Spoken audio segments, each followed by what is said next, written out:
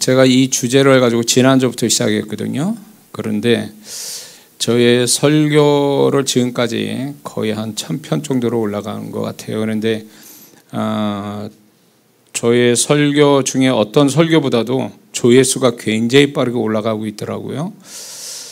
그걸 보면서 어떤 면에서 좋기도 하지만 한편으로는 조금 걱정되면서 좀 느끼는 바가 있습니다. 그게 뭐냐면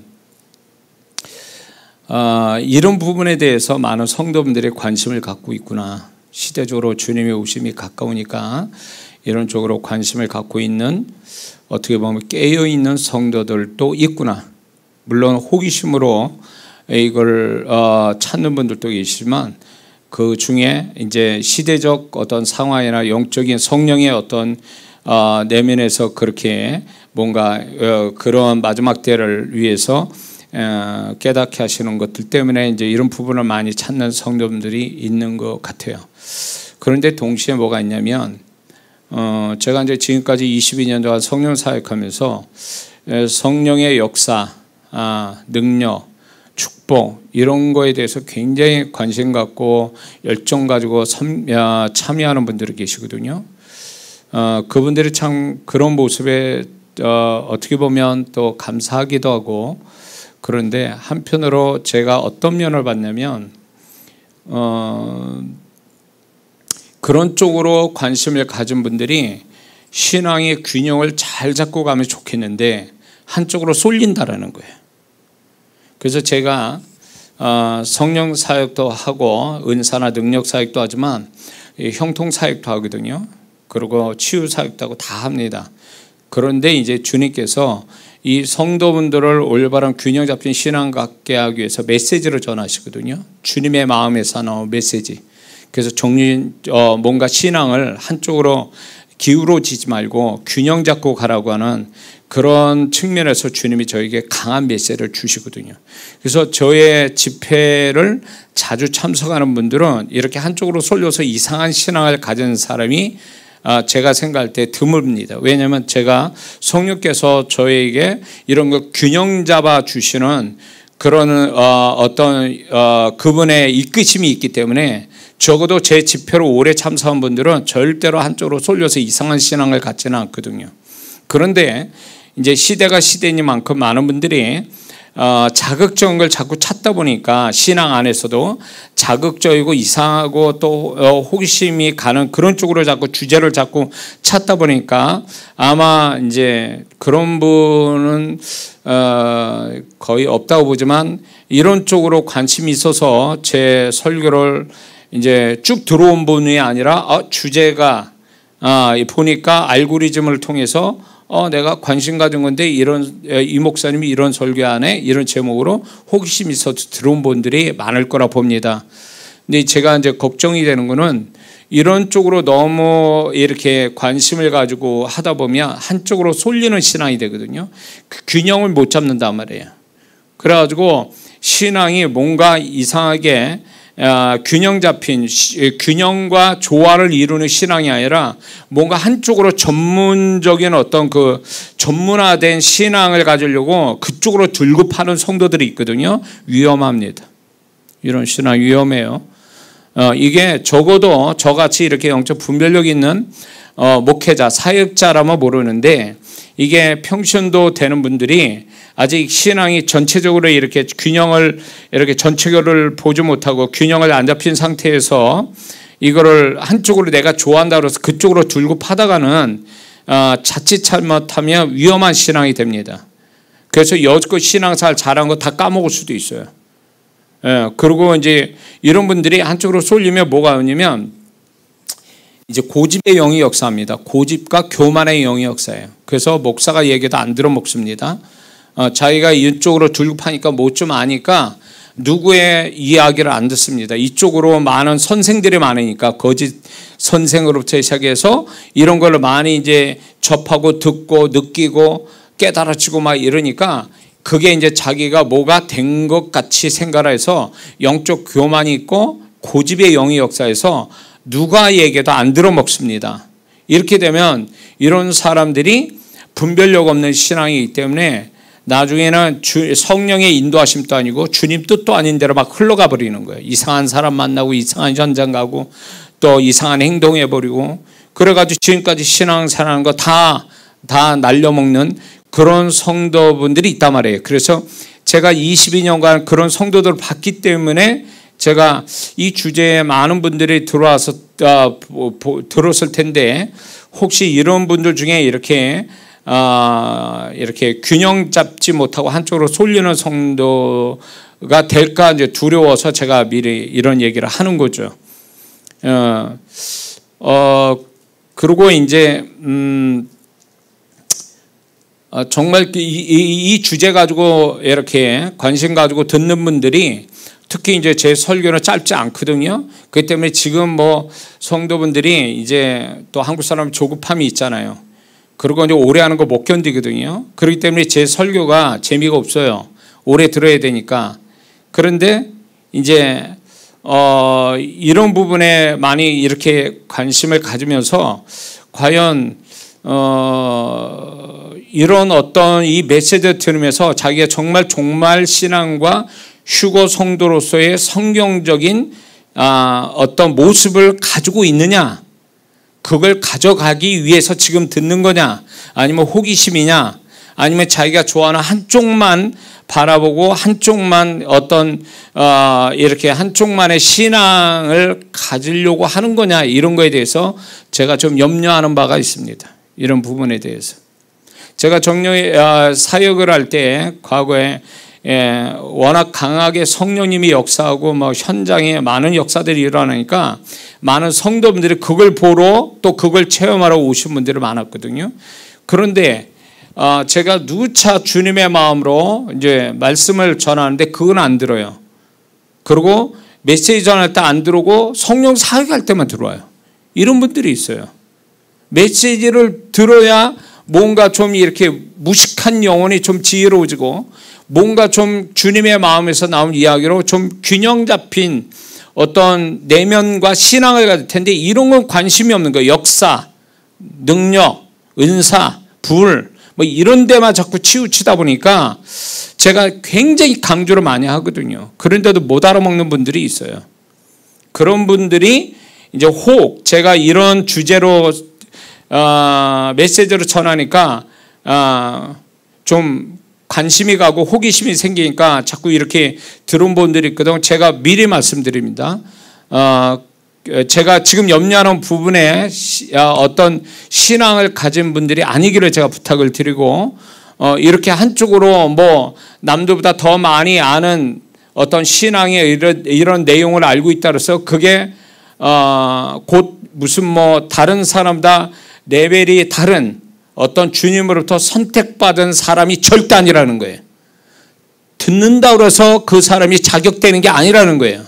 제가 지금부터 쭉 이제 나중에 쭉 얘기하겠지만 성경에서 명백하게 주님이 우리가 종말 신앙과 휴거 성도는 어떤 성도인가를 분명히 성경에 계시하고 있단 말이에요. 근데 이거를 한두 가지 부분적으로 알아가지고 다 아는 것처럼 한두 가지 가지고 난 준비됐다 그러지만 절대 그렇지 않다는 거예요. 제가 준비한 그걸로는요. 절대로 주님은 어느 한 가지만 보고 그걸 보고 그 성도를 인정하거나 칭찬하거나 자격이 있다 말씀하지 않습니다. 그분은 온전한 걸 좋아하시거든요. 하나님이 아브라함에게 내가 온전하니 너희도 온전하라.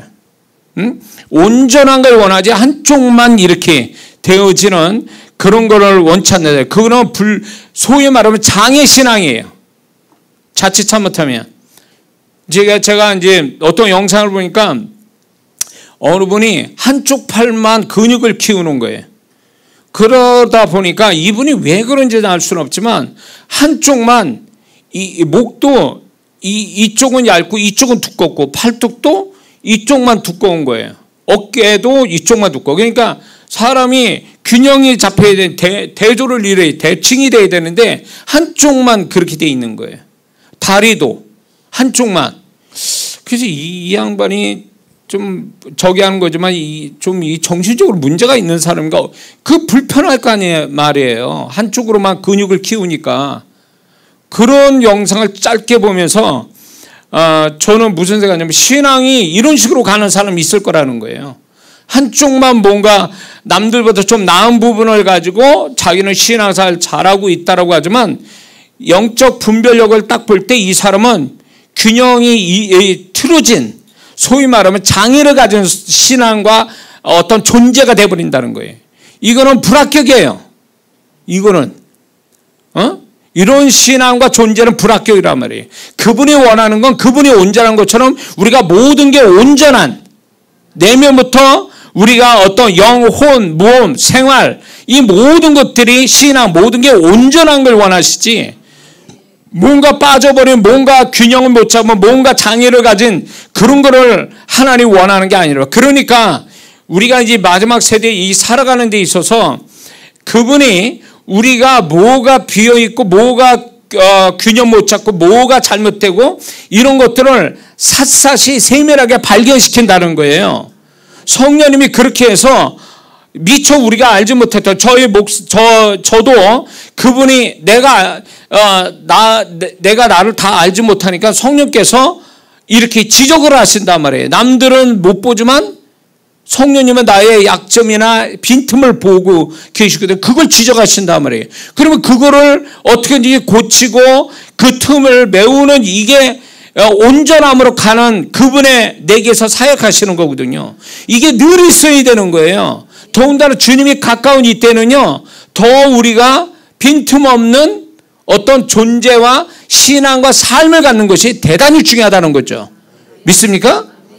자, 예를 들면 운동선수가 큰 시합을 앞뒀어요. 만약에 올림픽을 앞두고 있다고 쳐보세요. 그러면 4년 동안 열심히 땀 흘려서 훈련했단 말이에요. 그러면 올림픽을 앞두면 지금까지 그렇게 해도 올림픽이 만약에 2달 앞에 있어요. 그러면 지금까지 3년 10개월을 했어도 2개월을 앞둔 올림픽을 나가기 위해서는 특별 훈련이라는 게 있다고요. 그래서 그때는 더 바짝 운동을 더 열심히 하고, 그리고 더 빈틈없이 훈련을 해야 되고, 여러 가지 준비되어가는, 음식도 절제해야 되고, 사람도 만나지 말아야 되고, 시간도 철저하게 지켜야 되고, 그전보다도 운동 시간들도 더 많아야 되고, 그래야 올림픽 나가서 뭔가 메달을 딸 수 있는 최후의 마지막에 이거를 잘하는 자가 드디어 성공하는 거잖아요. 메달을 따는 거잖아요. 근데 이런 사람이 있다고 쳐보세요. 자, 여지껏 열심히 했어요. 올림픽 나가기 위해서. 근데 2달을 앞뒀는데 이 2달을 3년 10개월보다 더 게으르게 훈련을 했다 쳐보세요. 그러면 이 사람 올림픽에 나가서 메달을 따겠냐 말이에요. 예선에 탈락될 거 아니냐 말이에요. 지금까지 해온 거에 더 2배나 더 열심히 해야 되는 거를 오히려 반대로 더 열심히 안 한다면 이 사람은 지금까지 해온 게 말짱 꽝이 되는 거잖아요. 그러니까 이제 주님이 오심이 가까운 이때는요.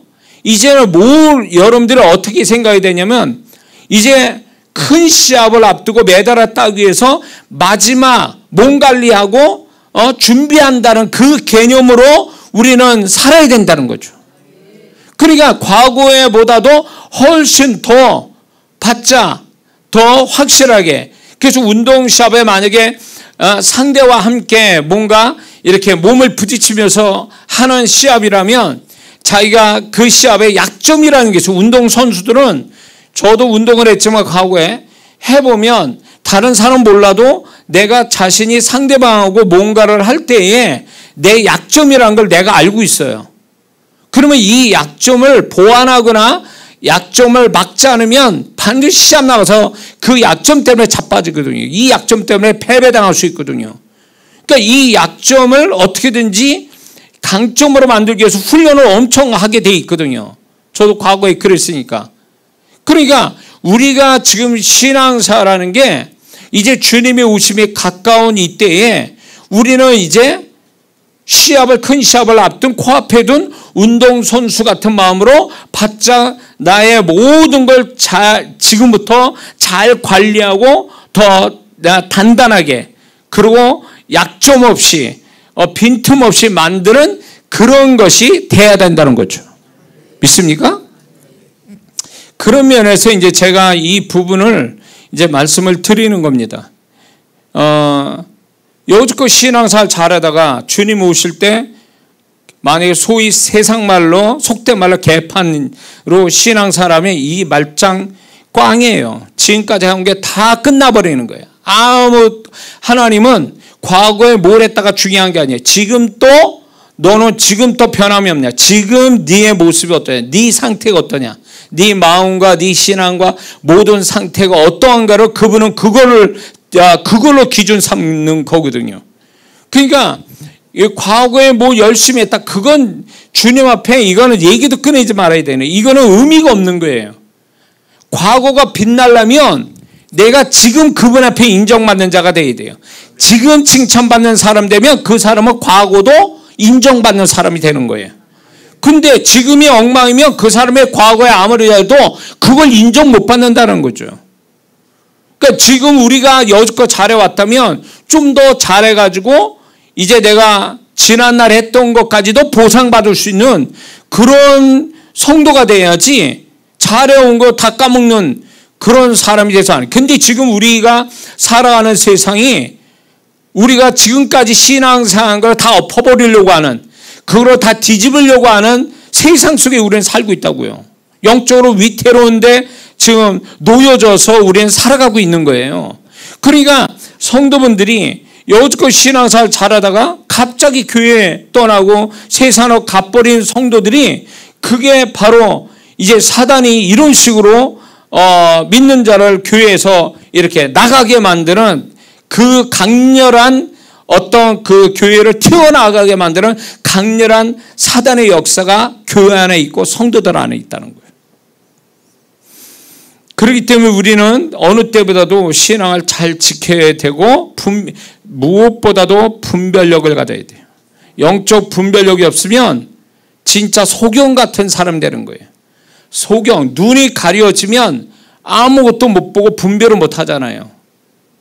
그것처럼 우리가 영적 분별력이 없으면 소경이 되기 때문에 무엇보다도 영적 분별력을 달라고 기도 항상 하고 있어야 되는 거예요. 그런 면에서 제가 이제 이 주제 가지고 지난주에 설교를 하다 보니까 하나님이 이렇게 하나님이 인도하심이라고 봐요. 유튜브를 보는 가운데 참 주님이 공중으로 재림하시는 것을 날짜를 정한 사람이 등장하기 시작했어요. 여러분 보신 분들도 있겠지만은 다음 주 이틀 동안에 주님이 오신다. 아주 선언을 했어요. 그래가지고 이게 전 세계적으로 지금 막 들썩들썩 하는 거예요. 지금 유튜브 상에 이게 퍼다 나르고 또 거기에 동조하고 막 이런 사람들이 지금 엄청 많아졌어요. 근데 그분들 다음 주에 주님이 오신다. 이틀 동안에 그거를 얘기하는 그 사람의 얘기를 들어보면 이 사람이 속이기 위해서 얘기한 말은 아니더라고요. 이건 분명하더라고요. 속이기 위해서 얘기한 거는 아닌데 말이 또 틀린 말은 없어요. 이제 자기 신앙을 얘기하고 이제 우리가 마지막 세대에 어떻게 살아야 되는지 이 얘기는 틀린 말이 없는데 완벽한 틀린 말이 이거예요. 다음 주에 그분이 이틀 상간으로 오신다. 이거는요, 여러분 아시다시피 1992년 10월 28일 다미 선교에 그날 휴거가 온다라고 하는 상황하고 너무 맞아떨어지는 상황이거든요. 지금 소위 날짜로 정해놓고 이제 사람들을 이제 그 날짜가 오니까 준비하세요 이런 식으로 얘기하거든요. 지금 그런데 저는 그걸 보면서 야, 이게 드디어 사단이 이런 식으로 역사하기 시작하는구나. 이분은 그 신앙이나 그가 주님 앞에 말한 말은 틀리지 않는데 치명적으로 잘못된 게 뭔지 아세요? 미혹의 영이 잡혔어요. 미혹의 영이 잡혀가지고 자기가 주님의 음성을 들었고 봤다라는 환상들이 그게 맞다라고 해서 자신 있게 얘기하는데 제가 볼 때는 미혹의 영에 잡혔다 그 얘기예요. 그 미혹의 영에 잡혀가지고 자기는 진실인 것처럼 주님의 음성 듣고 그렇게 환상을 보고 얘기한다지만 이 사람은 나중에 엄청난 부끄러움을 당하고 이것이 미혹의 영에 잡혀서 이게 영적인 혼란을 주고 주님 어떤 이거를 사모하고 기다리는 성도에게 치명적인 상처를 주고 있다는 걸 이 사람을 모르고 있는 거예요 지금. 제가 분명히 말씀드리지만 다음 주에 그런 일 없습니다. 근데 지금 그 유사한 일들이 엄청 지금 유튜브를 통해서 엄청 이게 엄청나게 파급 효과를 가져오고 있고 이걸 퍼다 날리고 이거를 또 뒷받침해 주는 사람들이 자꾸 나타나고 있다는 거죠. 제가 미리 말씀드리지만 이 사람들은 이것만 빼고 주님이 오신다라는 날짜나 이것만 빼면 신앙이 온전한 신앙처럼 보여요. 근데 문제는 치명적으로 미혹의 영에 잡혀서 그 미혹의 영이 주는 음성, 주님의 음성, 주님의 환상이라는 것들이 다 미혹의 영이 역사에서 주님이 주신 것처럼 그들은 착각하고 있다는 거죠. 응? 이게 얼마나 마지막 때 이거는 소위 말하면 성경에 거짓 선지자예요. 거짓 선지자. 진정한 주님으로부터 온 선지자가 아니라 거짓 선지자가 와서 크리스찬들을 두려움을 주고 그리고 혼란스럽게 만들고 결국은 그게 뭡니까? 옛날에 그 다윗 성계의 그 교주가 결국 그 사람을 따라 그 사람들을 교주로 해가지고 얼마나 많은 사람이 따랐습니까? 얼마나 가정이 파괴됐고 얼마나 사람들이 잘못됐냐고. 그 사람은 아직도 있어요. 지옥 갈 거예요. 지옥의 가운데 앉을 겁니다. 그 사람. 얼마나 많은 가정, 얼마나 많은 사람들을 잘못된 길로 인도했냐고. 근데 회개치도 안 해요. 그거와 똑같은 사건이 지금 또 벌어지고 있는 거예요. 분명히 여러분이 아셔야 될 게 마태복음 24장 36절에 그날과 그때는 아무도 모르나니 천사도 모르고 아들도 모르고 오직 아버지만 아신다고 그랬거든요. 예수님도 모르는 그날과 그 시를 자기들은 주님으로부터 받았다는 거예요. 그러면 주님이 그걸 안다는 얘기인데 그러면 이 말씀하고 대치되는 거잖아요. 반대 대립되는 거잖아요. 주님도 모르는 거 오직 아버지만 알고 계세요. 하나님 아버지만 아는 이 내용 비밀이라고요. 근데 이거를 자기가 주님으로부터 들었다 그러면서 날짜로 얘기하고 있다는 이 자체가 이제 주님이 오실 때가 너무 가까우니까 이 영적인 혼란함, 이 영적인 혼미함이 얼마나 강렬한지를 얘기하는 거예요. 근데 이분들이 그냥 의도적으로 속이려고 하는 게 아니에요. 어쩌면 반은 진실하고 반은 미혹의 영에 잡혀서 헛소리하고 있다는 얘기예요. 근데 이거를 이 분별이 없는 성도들이 그거를 보면서 준비해야지 댓글 달아보니까 댓글을 보니까 뭐 준비해야죠 어쩌고 저쩌고 뭐 정신 나간 거예요 지금. 여기 혹시 그런 분이 있습니까? 이거는 또 너무 오버한 거예요. 이런 성도는 오버한 거고 또 아예 이런 성도 있어요. 아예 이거하고 담산 성도도 있어요. 주님이 오시거나 말거나 난 상관없이 나는 살렵니다. 오시면 오시겠지 뭐. 이런 식으로 살아가는 이 성도도 이거 문제예요 이거. 그 안에 성령님이 역사를 안 하는 사람이에요. 어떻게 보면 성령님이 때가 어느 때인지를 그분이 더 잘 아시고 정말 그날에 주님이 오시면 그날과 그때에 주님의 신부로 들림받을 자를 지금부터 골라서 그 성령님은 준비시켜 가는데 이걸 못 느낀다는 자체가 벌써 성령님의 역사가 그 안에 사라졌다는 증거예요. 마지막 때가 되면 거짓 선지자들이 나타나서 이 소리 저 소리 막 한다고요. 그러나 그 속에서도 주님의 말씀을 가지고 주님이 전하라는 메시지를 정말 전하는 신실한 자들도 있다는 거지. 그걸 가려낼 줄 알아야 되는 거예요. 근데 너무 한쪽으로 쏠려가지고 다음 주에 뭐 주님이 오신가 보다 뭐 이래가지고 난리치는 댓글 보니까 그런 사람들이 많아요. 정상적인 사고방식을 가진 성도는 얼마 안 되고 다 정신 나간 이야기만 하고 있어요 지금. 그냥 한쪽은 또 그러거나 말거나 막 이런 성도도 있고.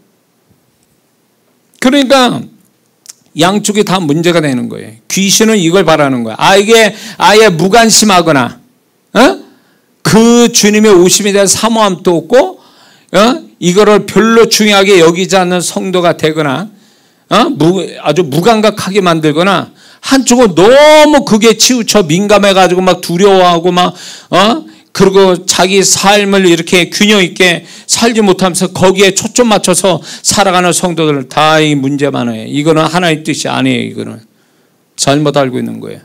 절대 다음 주에 그런 일 없습니다. 절대 그런 일 없어요. 거기에 흔들리지 마세요. 그러니까 데살로니가 후서에 주의 날에 올 때에 마음이 흔들리지 말고 두려워하지 말라고 아예 바울은 이미 말씀하고 있었단 말이에요.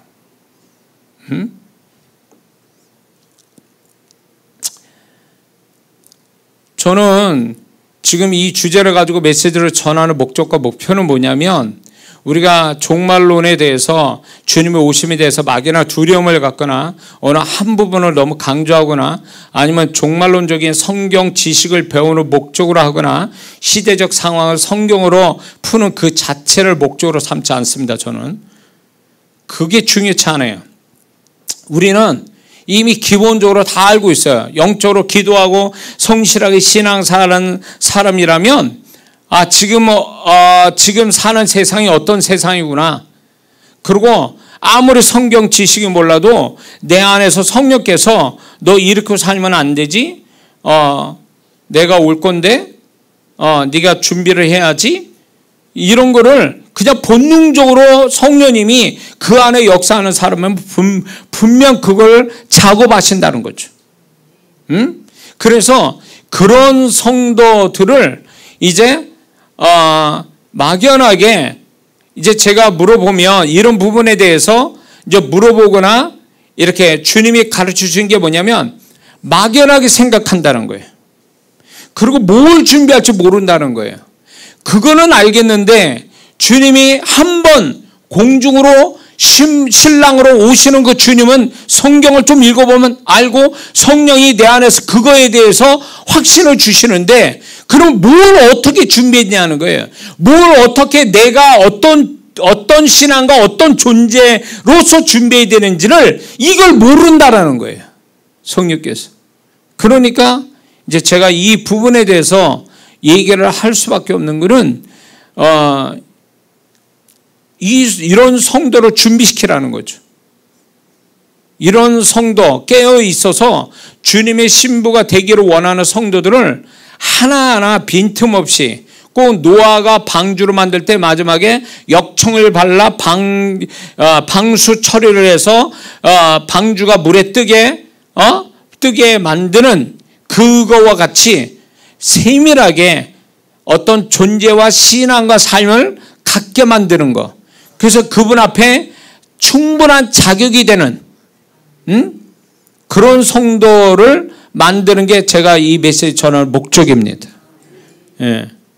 그러니까 만약에 요한계시록 무슨 이런 부분에 대해서 종말론적인 어떤 성경 지식과 신학을 가지고 얘기하는 분들이 있습니다.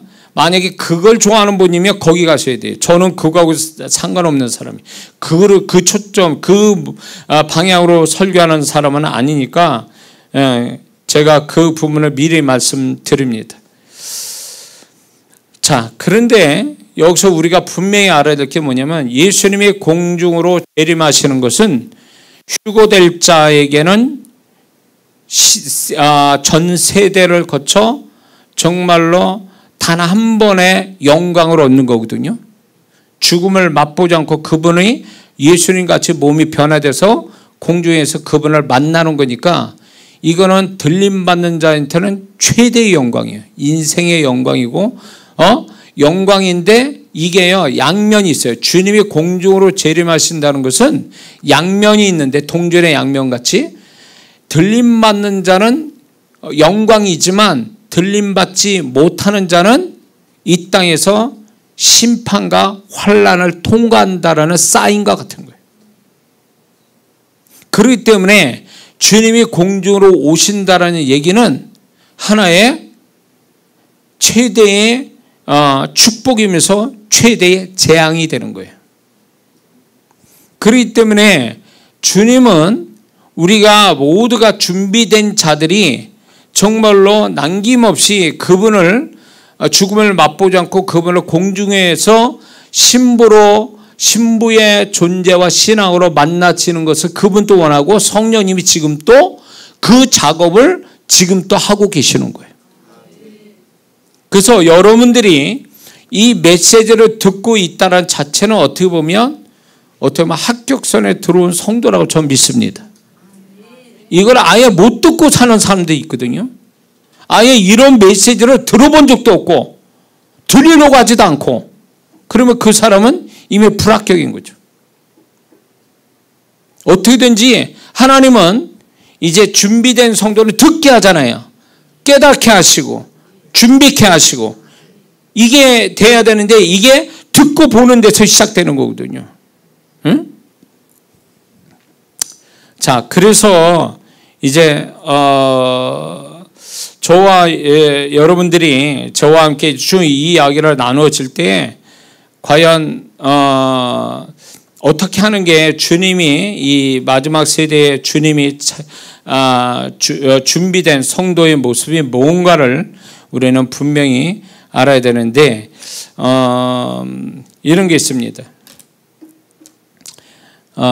지금 우리가 세상에 어떤 돌아가는 것들이 제가 이제 제목처럼 주님이 오시기 직전에 네 가지 현상이 우리가 다 아는 네 가지 현상이 세상에서 나타날 건데 이 네 가지 현상이 지금 나타나고 있고 이게 나타나게 된다면 이건 하나의 사인이다. 징조라는 거예요.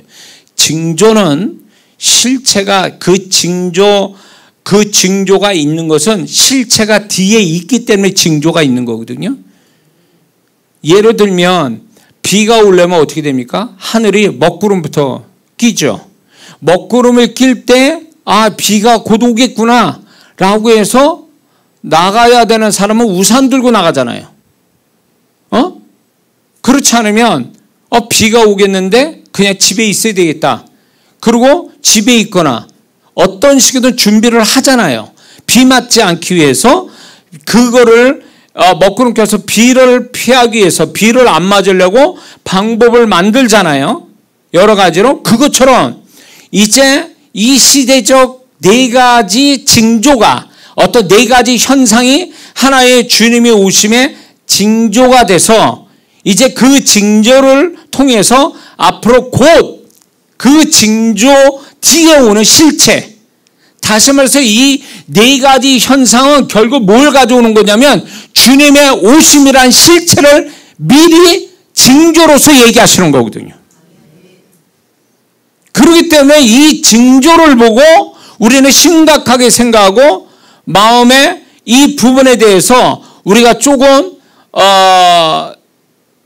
이렇게 조급하다고 그래야 되나? 뭔가 좀 이렇게 부지런히 뭔가 좀 준비돼야 되는 이 마음을 갖게 하기 위해서 그분은 우리에게 징조를 먼저 나타나신다는 거죠. 그래서 우리는 이 징조를 보면서 정신 차려야 되겠구나. 내가 좀 더 그분이 원하는 그런 존재가 돼야 되겠다라는 마음을 가지고 그 준비되면 그 사람은 이제 합격이 된 주님 앞에 정말 인정받는 성도가 되고 징조로 통해서도 못 깨닫는 분별을 못하면 이 사람은 영원히 후회하는 고통을 받는 자가 되겠죠. 자, 징조를 얘기하기 전에 네 가지 징조를 얘기하기 전에 한 가지 제가 이거를 주님이 깨닫게 하셔서 제가 이 시대의 하나의 징조, 주님의 오심의 징조 하나를 색다르게 말씀하셨는데, 그게 뭐냐면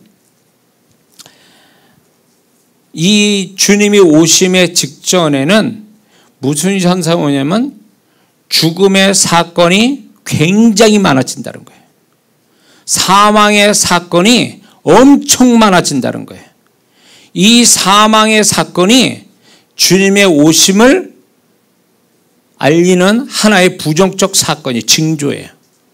지금 보세요. 우리가 코로나 통해서 얼마나 많은 사람이 죽어나갔습니까? 전염병으로.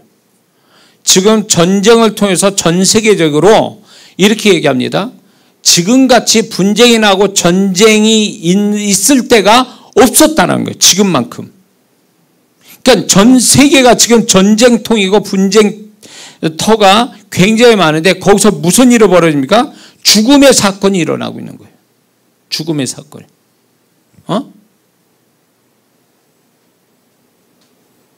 우리나라가 이렇게 얘기하더라고요. 자살, 하루에 38명이 자살한다고 그래요. 하루에 8명이지 뭐 1분에 38명이지. 하여튼 한국의 이 자살률이 엄청 OECD 1위잖아요.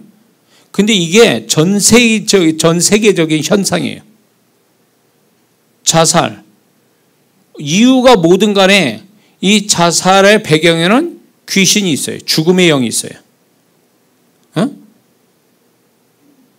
그리고 이때만큼 사고가 많이 일어난 때가 어디 있습니까? 비행기 사고부터 시작해서. 이게 다 뭐하고 연결됩니까? 죽음하고 연결이 돼 있어요. 그렇기 때문에 이 죽음의 사건이 어느 과거 때보다 훨씬 많아졌다는 거예요.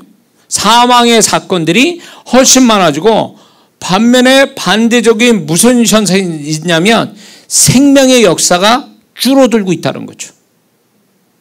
그래서 병원마다 이렇게 자녀를 못 갖는 부부들이 얼마나 많습니까? 과거보다 훨씬 더 많아졌어요. 이유를 알 수 없대요. 의사도. 이런 게 뭘 얘기하냐면 과거보다도 생명의 역사가 그만큼 줄어 있다. 그러니 사망의 사건은 커지고 생명의 역사는 줄고, 이게 뭐의 역사가 있습니까? 사단은 어떻게든지 이 땅을 사망으로 뒤덮게 해서 인구가 줄고, 또 죽음을 통해서 지옥 보내는 영혼들, 생명은 끊어지고 사망만 발생되어지는 이런 거를 지금 사단이 역사하고 있는데, 이게 하나의 이 마지막 세대에 사단이 발악하는 하나의 현상이라는 거죠. 놀라운 거죠. 생명의 주님이 오시는 직전에 죽음의 사건이 먼저 여기서 벌어지고 있는 거죠. 저는 이걸 보면서 이제 주님이 오심이 굉장히 이게 지금 이런 사망과 생명의 역사가 이렇게 사단이 관여해서 이런 역사들이 지금뿐만 아니라 교회가 휴거된 다음에 이 땅의 7년 대환란에서는 이게 더 강렬하다는 거예요. 더 증폭이 된다는 거예요. 성경대로 하면 죽음의 사건들이 엄청 많이 생긴다는 거죠. 이거는 맛보기에 지나지 않다라는 거죠. 그래서 우리는 믿는 자는 기울어진 운동장에 서 있는 사람 같아요. 이미 모든 게 이제 사단이 소위 말하면 귀신들과 함께 발악을 해서 어떻게든지 자기 때가 얼마 남지 않은 줄 알고 어떻게든지 믿는 자를 집어삼키려고 하고, 그래서 결국은 뭡니까? 교회가 교회되지 못하고, 그리고 주님 앞에 들림받을 자들을 소위 말해서 없애버리려고 한다는 거죠.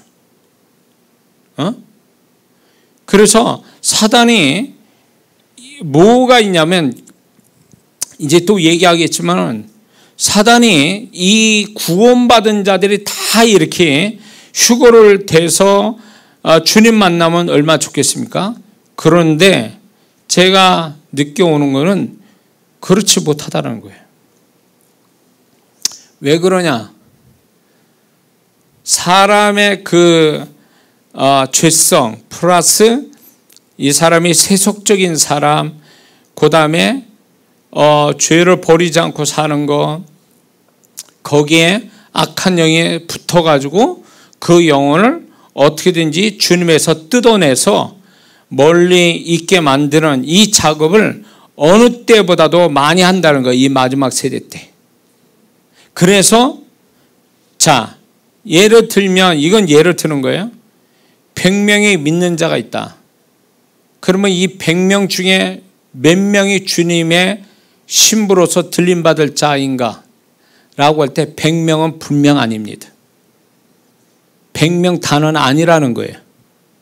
이게 주님이 숫자로 정해서 그런 게 아니에요. 그게 아니라 믿는 자들이 주님이 이미 징조를 얘기했고 그 안에 성령이 역사하는데도 준비하지 않고 사단이 역사하는 대로 사단의 유혹받고 사단이 속이는 대로 흘러가서 스스로 자격 없는 사람이 돼버리는 거죠. 그래서 이 부분에 있어서 이거는 하나님 탓이 아니에요. 믿는 자가 지금 정신 차려서 정말 그분 안에 반열 안에 주님의 신부로서 그 반열 아래 들어가지 못하면 이 사람은 이 땅에 남는 자가 되는 거거든요. 그래서 우리는 어떻게든지 주님이 지금 징조를 통해서 그 다음에 오시는 그분의 오심에 대한 징조를 알려주실 때 그 징조를 통해서 그분이 오시는 이 시간이 있을 거 아닙니까? 시간에 텀이 있겠죠?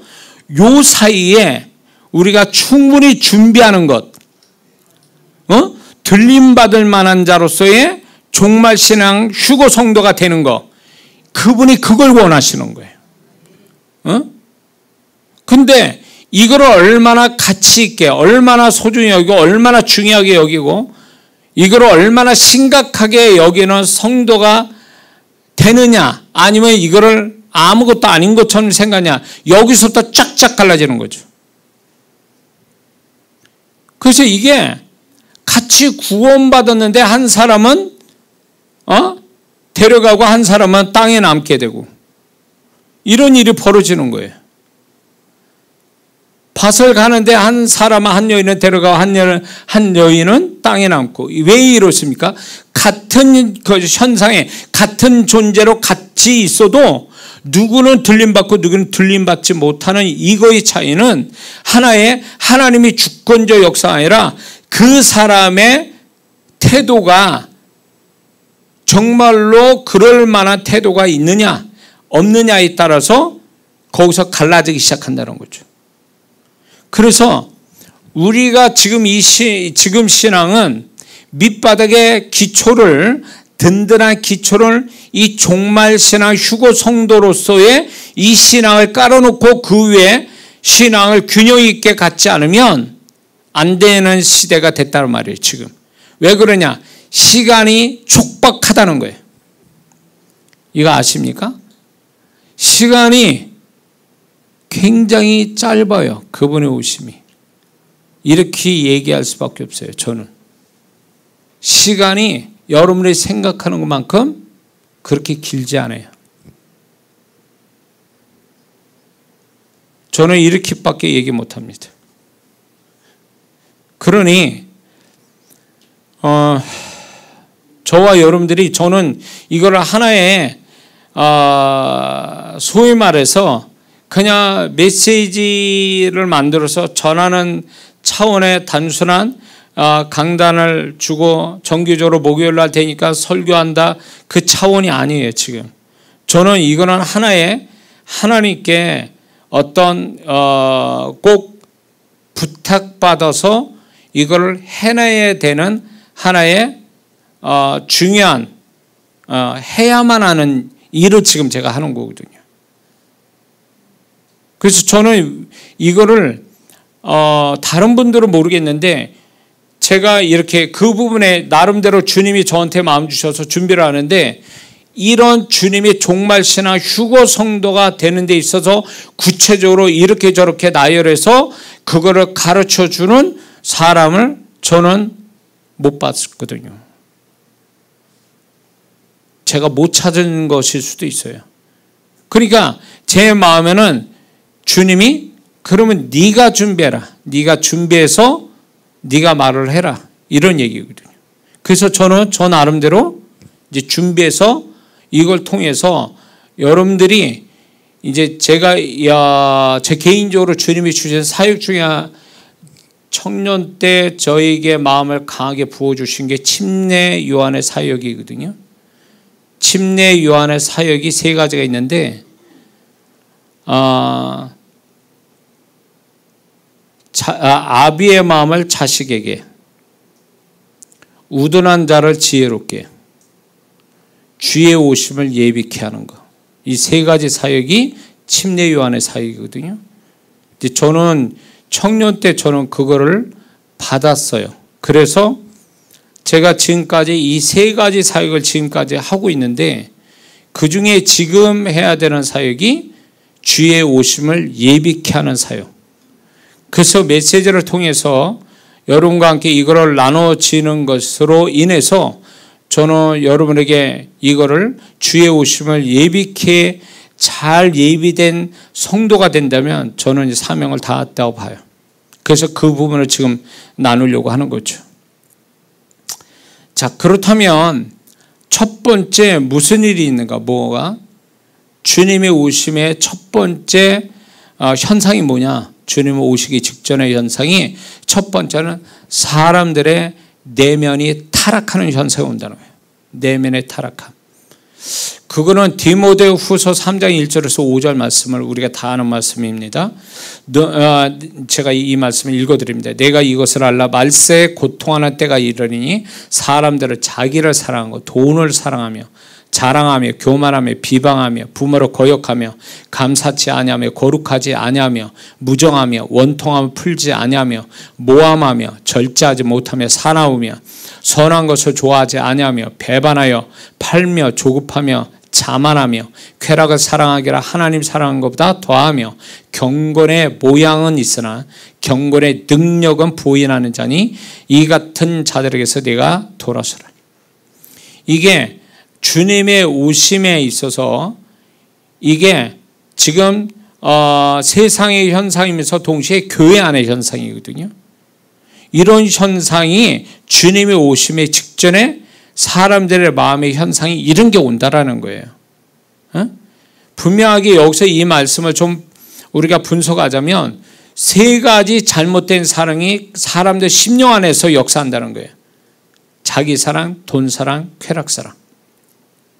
이 세 가지 사랑으로 파생된 15가지의 악한 마음이 사람들 마음속에, 이게 교회 안에 다니는 성도들 마음 안에 그게 나타난다는 거죠.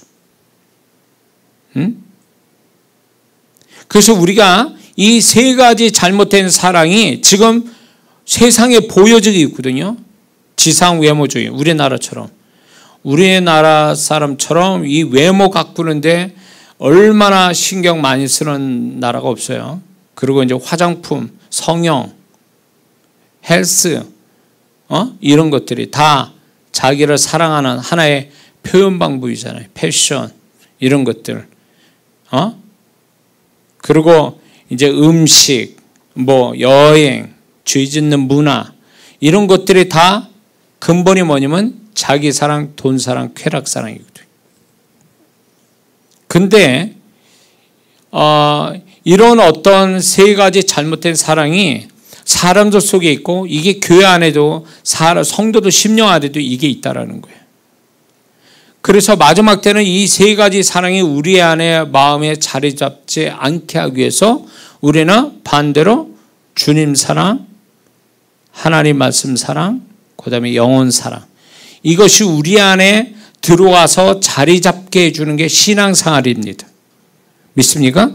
그러니까 우리는 가만히 있으면 세상에 살 수밖에 없어요. 세상 속에 살 수밖에 없는데, 그 세상이 뭘 가져다 주냐면 자기 사랑, 돈 사랑, 쾌락 사랑을 가져다 준다는 거예요.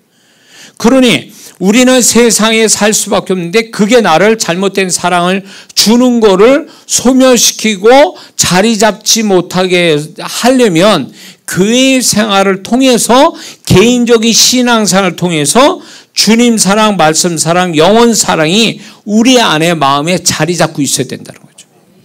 그게 진짜 신앙생활 잘하는 모습이에요. 신앙은 행위로 결정나는 게 아니에요. 신앙은 그 사람의 마음의 상태가 어떤가가 그 신앙을 결정하는 거예요. 교회에서 100날 360일 금식하고 철야하고 봉사한들 그 사람 마음이 세상에 살고 있고 죄가 살고 있으면 이 사람은 진정한 크리스찬이 아니라는 거죠. 왜? 마음이 이미 빼앗긴 거거든요. 죄에 빼앗기고 세상에 빼앗기고 마귀한테 빼앗겼다면 이 사람은 신앙은 껍데기 지나지 않고 이 사람은 이미 그 행위만 남아있을 뿐이지 진짜 중요한 내면은 이미 다른 걸로 강탈당했기 때문에 이거는 신앙이 아니라 보는 거죠. 그렇기 때문에 우리는 마지막 세대를 살면서 우리는 우리의 마음을 살피는 신앙이 굉장히 중요합니다. 행위로 만족할 게 아니라 마음을 살펴서 내 마음 안에 정말 그분에게 보여드릴 수 있는 그 마음이 내 안에 있느냐는 거예요. 그 마음이 있다면 이 사람은 신앙생활 지금 잘하는 거고 주님 앞에 칭찬받을 신앙이지만 마음이 행위와 다르게 내 마음에 이런 잘못된 마음 들어온다면 이건 이미 신앙이 실패했다고 봐야 되는 거예요. 그러니까 지금은 교회 안에 신앙이 행위로 치우친, 행위로 만족하고 행위로 보상받는 이런 신앙을 갖는 게 아니라 예수 믿는 사람은 이제부터 마음 전쟁, 이 단어 중요해요. 마음 전쟁, 따라하세요. 마음 전쟁. 이 마음 전쟁을 이제 하는 것이 정상적이라는 거예요.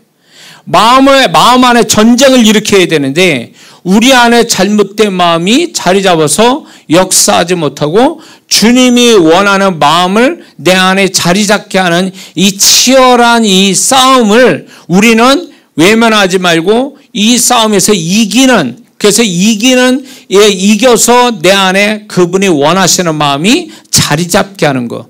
이게 진정한 마음 신앙을 가진 자의 모습입니다. 그래서 이제 사람들이 이게 타락한 이러한 내면을 갖게 되잖아요. 그러면 그 내면이 뭘 가져다 줍니까? 그 타락한 내면이 행위를 가져오겠죠. 타락한 내면이 거기에 걸맞는 행위를 가져온단 말이에요. 그래서 지금 우리가 살아가는 세상이 정말로 너무 흉악한 세상에 살고 있잖아요. 겉은 멀쩡하게 생겼는데 속은 완전히 이게 지옥 같은 마음 가지고 살아가는 사람도 얼마든지 많습니다. 정신 나간 사람도 너무 많죠. 근데 이게 우리가 들림받은 다음에 7년 대환란이 이 세계가 7년 대환란을 겪을 텐데 이때의 그림자라는 거예요. 그 마음이 그때는 더 엄청난 진승의 표를 받게 되면 완전히 그때는 사람이 아닌 거죠. 진생의 표를 받은 자는 구원을 못 받거든요. 그런 어떤 그 과학적으로 이렇게 푸는 사람도 있어요. 그러나 성경 그대로 하면 이 짐승의 표를 받으면 이때는 그때부터는 인간이 아닌 거죠. 그래서 짐승의 표를 받지 말라는 얘기가 나오는 거예요. 짐승의 표를 받으면 구원을 못 받는다. 그런 얘기가 나오는 거예요. 계시록에서는. 근데 이게 과학적으로 원리를 가지고 푸는 사람도 있긴 있어요. 근데 분명한 것은 지금 우리가 짐승의 표를 받기도 전에 벌써 사람들이 점점 악해져 간다라는 이것은 이제 그때의 그때로 가기 위한 하나의 과정이에요. 그래서 이건 있어요. 과학과 정보와 문화는 발달돼도 인간은 더 타락돼서 인간 같지 않는 인간들이 드디어 만들어진다는 거죠. 그러니까 어떤 현상이 오냐면 소돔과 고모라 성, 그게 마지막 불로서 심판받기 전에 소돔과 고모라 성에는 완전히 이성을 잃어버린, 양심도 없고 죄악만 드글드글한, 그래서 거기에 롯이나 두 딸도 거기에 물들어버린, 이게 오늘날 소돔과 고모라 성 안에 그 모습이 세상의 모습이요. 그 중에 하나가 여러분들 아는 것처럼 구약에서는 이미 가증스럽게 이거 죽이라는 걸 지금은 뻔뻔스럽게 지금 그거를 하고 있잖아요. 그리고 정신 나간 크리스찬들이 그걸 동조하고 있는 세대에 살고 있잖아요. 뭘 얘기하는지 아시죠? 그게 지금 소돔과 고모라 성의 그 모습이 세상의 지금 모습이고 앞으로 더 할 거예요. 그리고 롯과 두 딸 같은 그 영향받은 그 모습이 어떻게 보면 타락한 믿는 자의 모습의 상징이란 말이에요. 그게.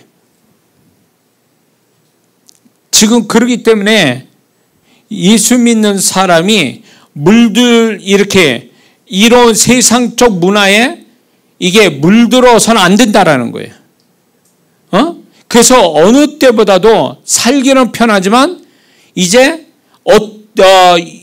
크리스찬들은 점점 더 살기 어려운 세대에 지금 놓여 있는 거예요. 신앙 지키기가 너무 어려워. 교회 다니고 이제 주일날 와서 교회 다니고 뭐 기도하고 이것도 갈수록 어려워지지만 이제 교회가 핍박받는 세대가 옵니다. 코로나 때 이미 경험했죠? 앞으로 더 할 거예요. 노골적으로 교회를 신앙을 가진 자를 핍박할 때가 올 거라는 거예요. 근데 이거보다 더 힘든 게 뭐냐면 내면이 크리스찬다운 내면이 파괴된다는 거예요. 앞으로 더. 우리는 그러기 때문에 지금부터 마음신앙, 하나님이 찾으시는 마음신앙을 단단히 가지고 사는 것에 이거를 신앙의 목표를 삼고 살아가는 사람들이 되어야 될 줄 믿습니다. 그렇지 않으면 어려워요. 에?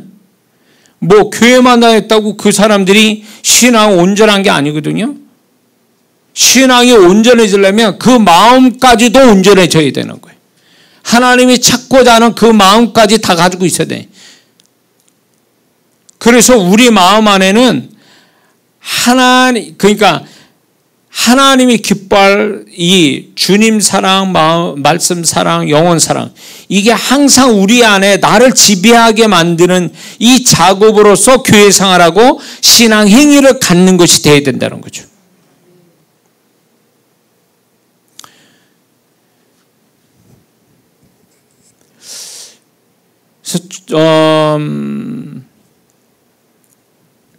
그래서 여러분들이 행위로 만족하는, 거기서 끝나버리는 신앙은 속는 거예요. 사단에게 속는 거예요. 우리는 각자 신분을 떠나고 모든 그 직분을 떠나고 연수, 신앙 연수, 말씀, 지식 이런 거 다 떠나가지고 자기 내면을 들여다보는 거를 습관처럼 여겨야 돼요. 자기 마음을 들여다보고 하나님이 정말 찾으시는 마음이 있는지, 부끄러운 마음이 있지 않은지 이런 걸 자꾸 보면서 자꾸 이걸 정화시키는, 자기 마음을 정화시키는, 그래서 하나님의 것으로 채우려고 하는 그 마음에 초점을 두고 신앙생활하는, 이게 지금부터 되지 않으면 나도 모르게 이제 성령님의 역사는 없고 주님은 안 느껴지고 안 들리고 그냥 행위만 남아 버리면 이 사람은 탈락할 수도 있어요.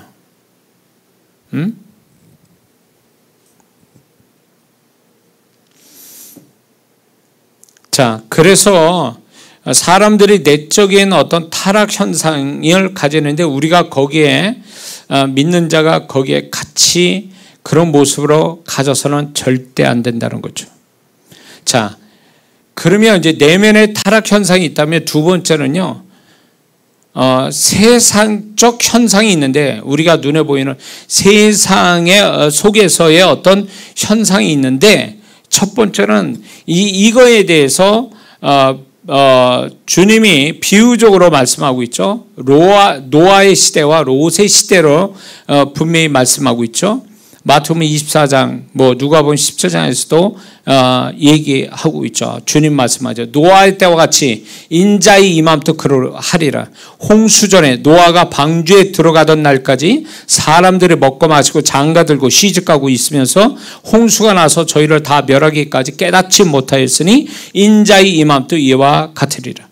또 롯의 때와 같으리니 사람들이 먹고 마시고 사고 팔고 심고 집을 짓더니 롯이 소돔에서 나가던 날에 하늘로부터 불과 유황이 비오듯 하여 저희를 멸하였느니라. 인자에 나타난 날에도 이러하리라.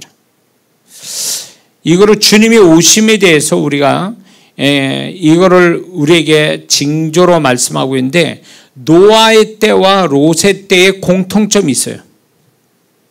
첫째는 죄악이 넘쳤다라는 거예요. 그래서 하나님이 이 죄악이 넘쳤기 때문에 땅이 부패했다. 참 희한하죠. 사람이 범죄했는데 땅이 더러워졌다, 이렇게 표현하시거든요. 왜 그러면 사람이 범죄했는데 땅이 더러워졌는데 왜 물로 불로 이거를 다 쓸어버리냐 할 때에, 하나님이 창조하신 인간과 하나님이 창조하신 우주 만물은 하나님이 정결한 가운데 만드신 거거든요.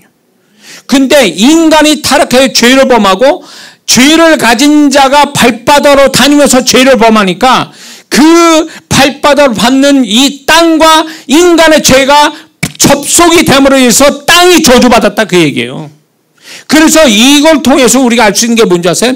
지금 또 믿는 자들이 하나님 앞에 범죄하고 돌아다니면 그 사람이 발바닥을 밟는 그 땅은 다 저주받게 돼 있어요. 그러니 그 사람은 절대로 축복 못 받습니다. 구원받고 그렇다 할지라도. 이미 구약 성도들을 통해서 하나님의 이스라엘 백성에게 통해서 말씀하잖아요. 땅과 공간에 대한 그 축복, 제가 이제 그 책에도 그게 나오거든요. 그래서 예수 믿는 사람이 여기 가도 복 저기 가도 복을 받으려면 존재 자체가 하나님께 기뻐하심을 입은 자가 돼야 돼요. 그러면 그 사람이 밟는 땅은 다 주님이 보증하시고, 그 사람이 땅을 이렇게 밟고 접속이 되어 있는 그 사람을 밟는 땅을 하나님이 다 축복해요. 이스라엘 백성이 가나안 땅 될 때 광야 2세대가 하나님께 복받은 자니까 너희가 발바닥으로 밟는 땅을 다 너에게 주겠다, 이런 말씀하잖아요. 그처럼 우리가 하나님께 축복받는 존재가 되면 내가 하는 일에 다 그분이 그 땅으로 밟고 돌아다니면서 관계 맺고 내가 하는 모든 것들에 다 하나님이 손길을 가는 거예요. 그런데 내가 교회 다니는데도 내가 하는 것마다 다 안 되고 묶이고 다치고 손해보고 이런다면 그 사람이 무식하거나 그 사람이 잘못돼서가 아니라 그 사람이 생각을 잘못하거나 일을 잘못한 게 아니라 그 사람 존재 자체가 하나님 앞에 뭔가 하나님께 범죄하고 잘못된 게 있기 때문에 그 사람의 발바닥을 밟는 땅이 다 잘못되는 거예요. 땅이 저주받은 거예요. 땅이. 믿는 자는 저주는 없지만 이 땅이 결국 그 사람한테 유익이 안 된다, 그 얘기예요.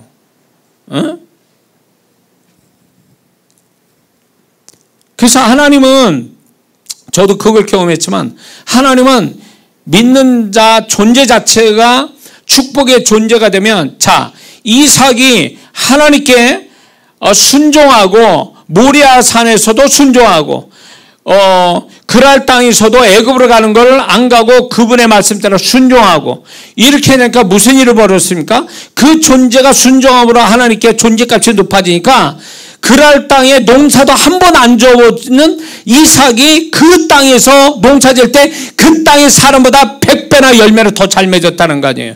이게 믿는 자가 복 받으면 뭘 해도 다 복을 그 사람보다 그 주변 사람보다 훨씬 복을 받게 해주신다는 거예요. 이게 그러니까 그럴 땅이 타지란 말이에요. 그리고 노아는 농사를 져보지 않는 유목민이라고요. 그럼에도 불구하고 그들한테 눈썰미로 이렇게 봐서 농사를 배웠든 뭐 어쨌든 간에 100배나 열매를 맺었다는 건 그 땅이 노아를 위해서 축복의 땅으로 바뀌었다는 얘기 아니에요.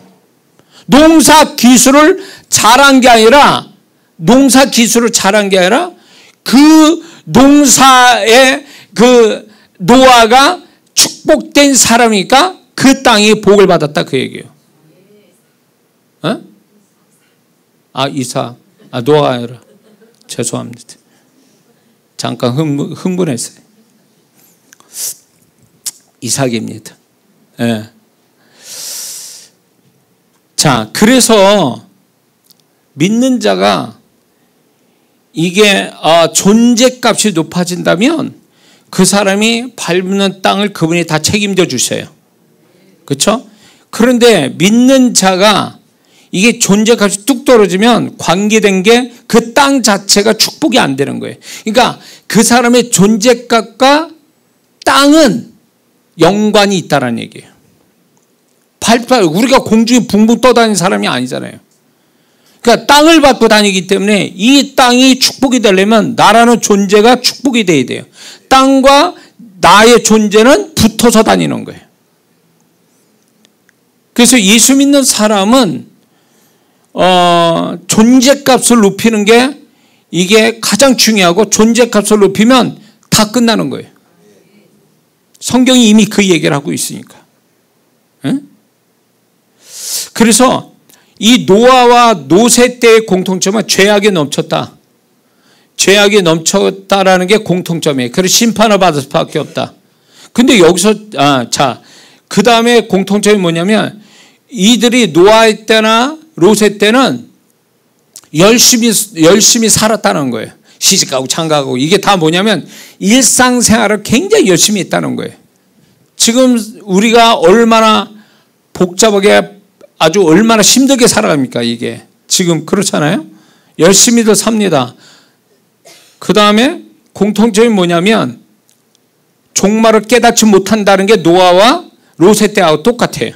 깨닫지 못했다는 거예요. 심판이 온다. 하나님이 물로 불로 심판한다는 것을 이미 가르쳐준데도 이들은 못 깨달았다. 무시했다라는 거예요. 오늘날 그거예요.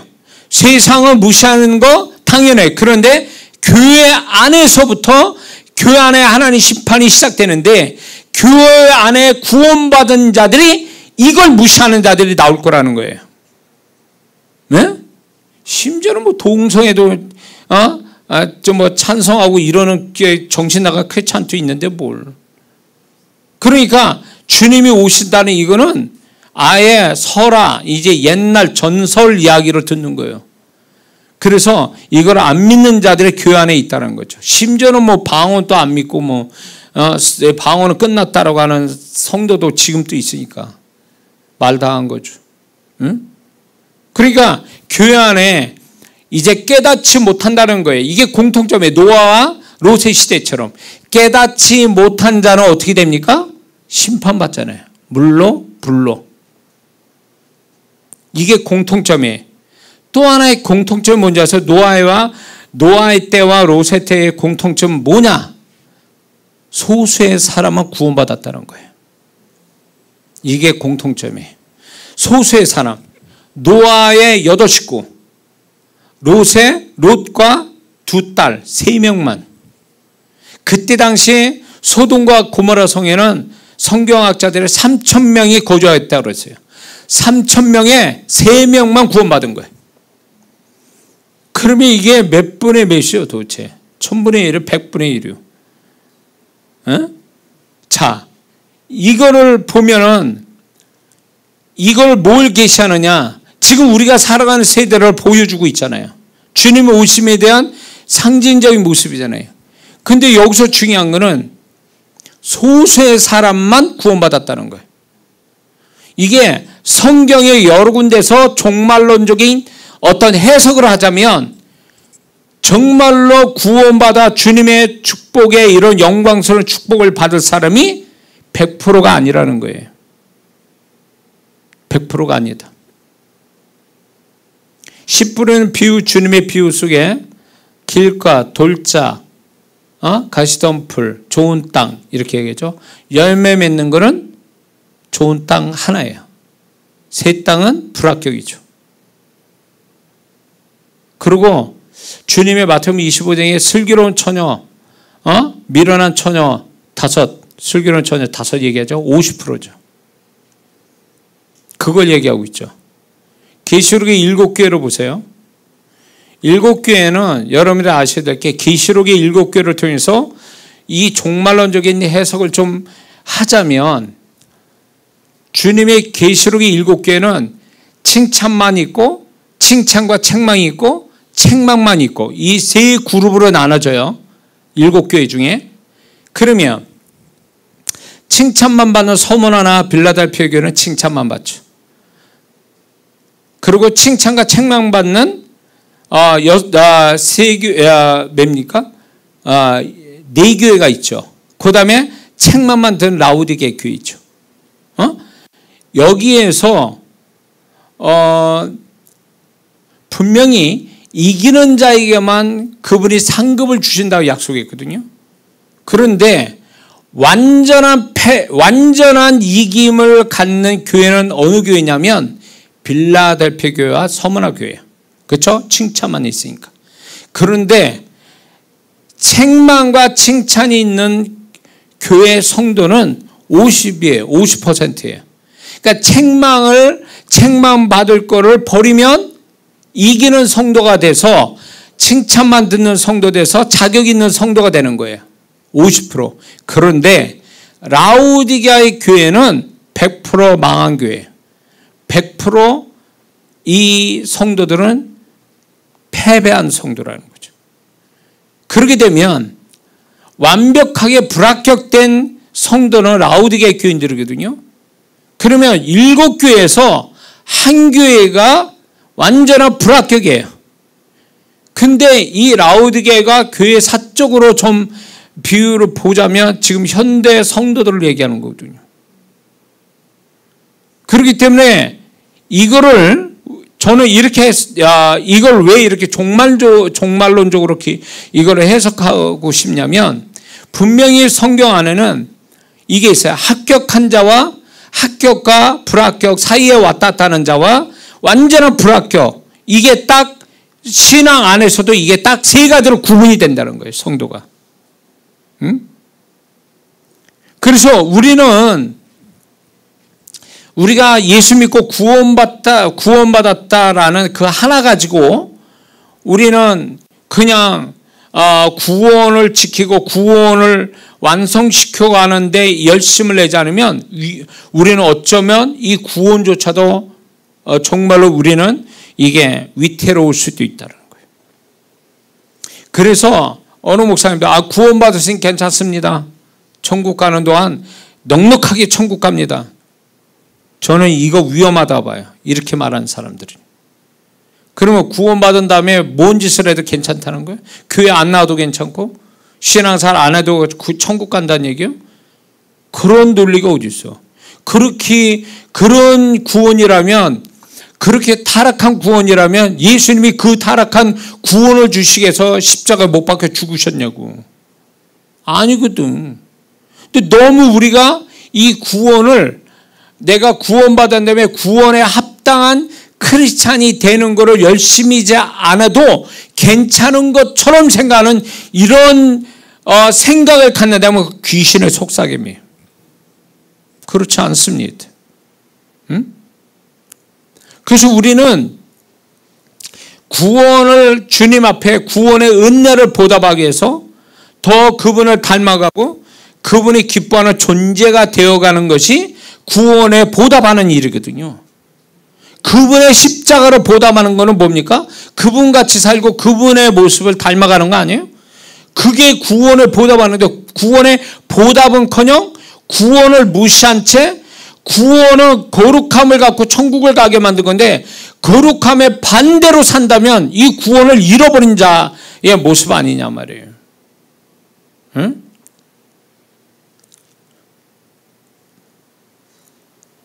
달란트 비유가 나오죠. 달란트 받은 종, 5달란트, 2달란트, 1달란트.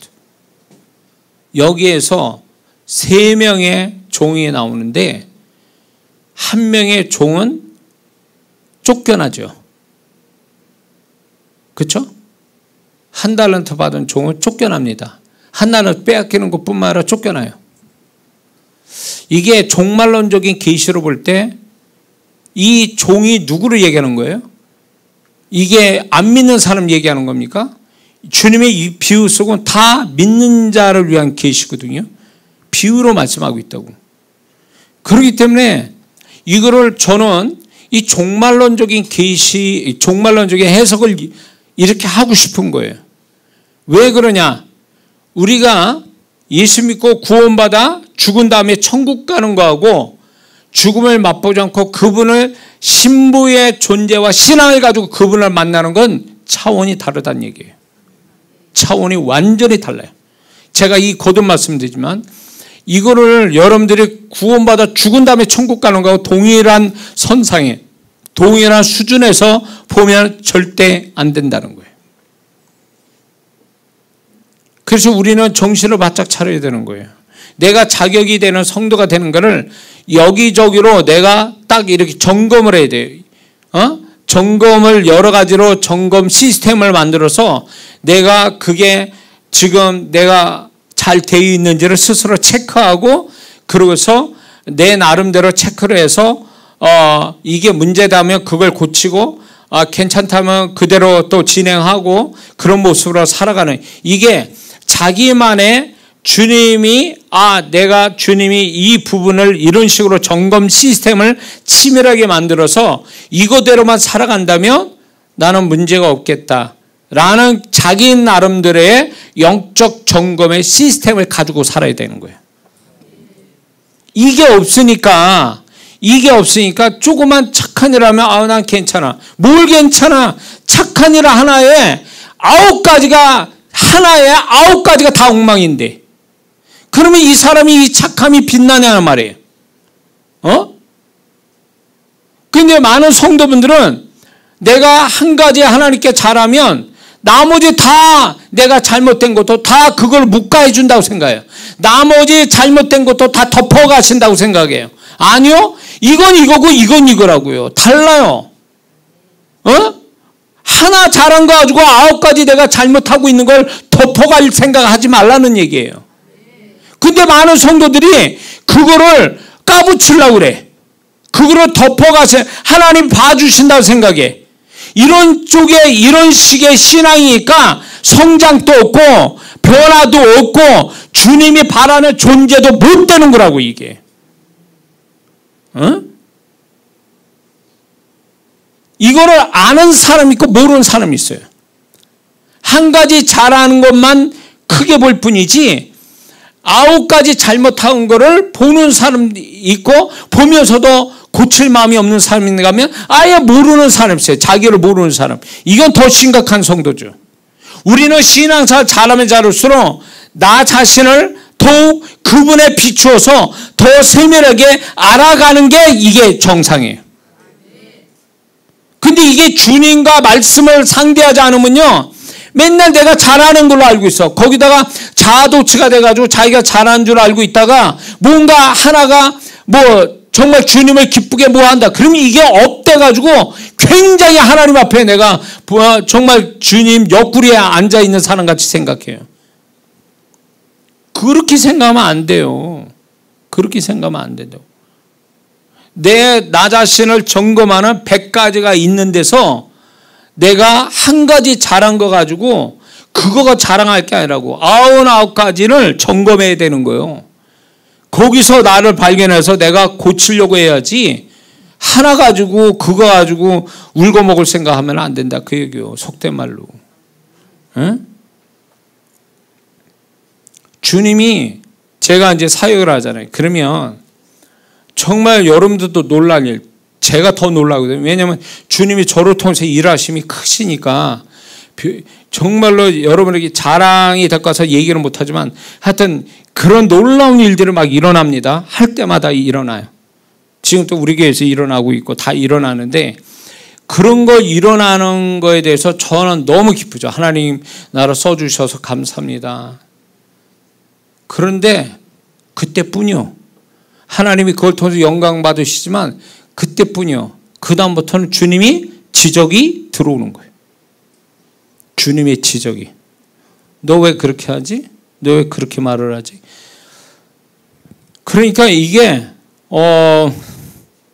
주님이 계속 성도들은 저를 칭찬하는 것 같고 다 얘기하는데 주님은 절대 그렇게 안 해요. 어떤 면에서 보면 저에 대해서 칭찬은 좀 인색하시다라는 생각이 들 정도예요. 9가지 지적하면 1가지 칭찬하시고 이 정도죠. 그러면서 계속 저를 자꾸 저 자신을 돌아보도록 지적하신 부분들이 있어요. 직접 지적하시기도 하고 알게 하시기도 하고 이러는 거예요. 왜냐하면 하나님의 역사가 일어나는 거와 나하고는 별개의 것이에요. 나하고는 상관이 없고 나는 나대로의 따로 그분에게 평가받는 거예요. 나라는 존재로. 근데 많은 사역자분들이 착각하는 게 뭐냐면 나를 통해서 하나님의 역사가 나오면 그거하고 자기하고 이꼴시켜요. 같은 걸로 본다는 거예요. 그래가지고 그걸 대단하게 자기 훈장처럼 생각하거든요. 아니요. 그거는 그분이 역사한 거예요. 그분의 몫이고 그분이 영광 받는 거고 그분의 것이지 이게 내 것은 아니거든. 나는 나대로 또 따로 그분이 저를 평가하신단 말이에요. 나에 대해서. 이렇게 저렇게. 그러면 그 부분에 대해서 나는 지적받아야 되고 회개해야 되고 그분 앞에서 더 잘하기를 또 결심해야 되고 이런 모습을 가져야 되는 게 이제 저죠.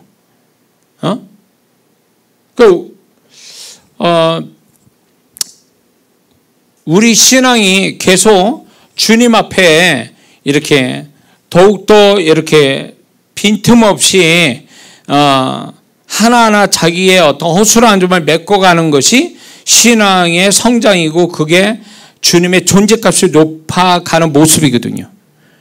이렇게 가야 되는 게 정상이고요. 그래서 주님은 분명히 주님은 믿는 자를 차별을 두세요.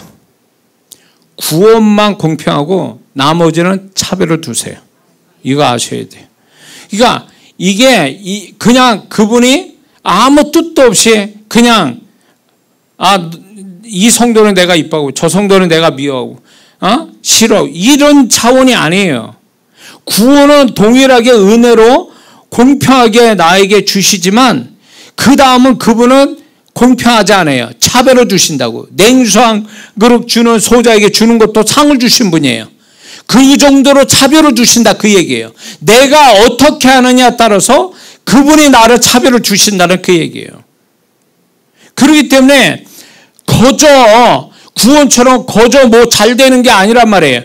신부의 존재와 신앙이 거저 되는 게 아니란 얘기예요. 내가 그만큼 그분 앞에서 그런 모습을 가지려고 몸부림칠 때 이게 뭐가 되는 거지 그냥은 아니란 얘기지. 그냥은.